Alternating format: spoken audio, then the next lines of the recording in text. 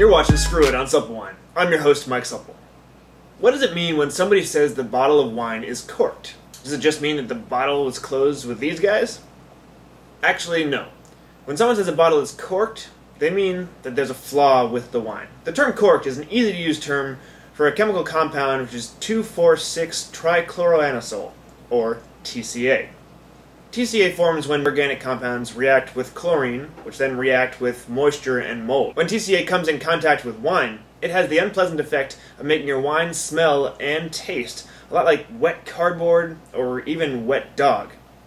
It's important to note that this isn't bad for you. It won't harm you if you drink a wine like this, but it really tastes pretty terrible. If you have a wine that you think is corked, it doesn't mean the winery did a bad job. The reason the term corked is so common is because TCA most frequently comes from cork, comes from mold in the corks reacting with the other compounds and getting into the wine. It doesn't only come from corks though.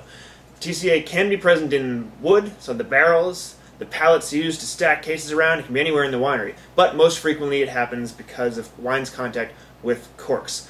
This is something the cork industry is working on trying to get better because it does actually affect about 1 in 10 or 1 in 12 bottles of wine. This doesn't mean that 1 in 10 or 12 bottles of wine that you open is going to taste terrible, because different people have different thresholds of where they can taste it. That's why it's important to note that it's not bad for you.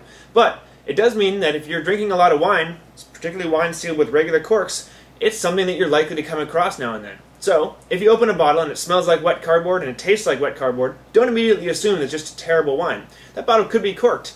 If it was a wine that you're looking forward to trying, give that winery another shot. Some retail shops even let you bring a corked bottle back and exchange it for another one.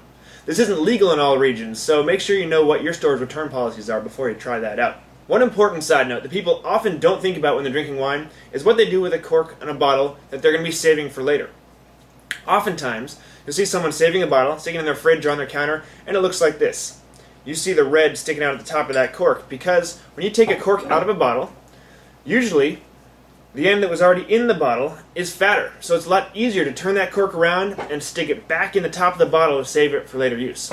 The problem there, though, is that one side of the cork could have TCA on it while the other side doesn't. And if your bottle's fine, you know the side of the cork that was already touching the wine is good. So if you turn that cork around and stuff it back in the bottle, you could end up spoiling your bottle, and you won't find out till the next day when you pop the cork and try to have another glass.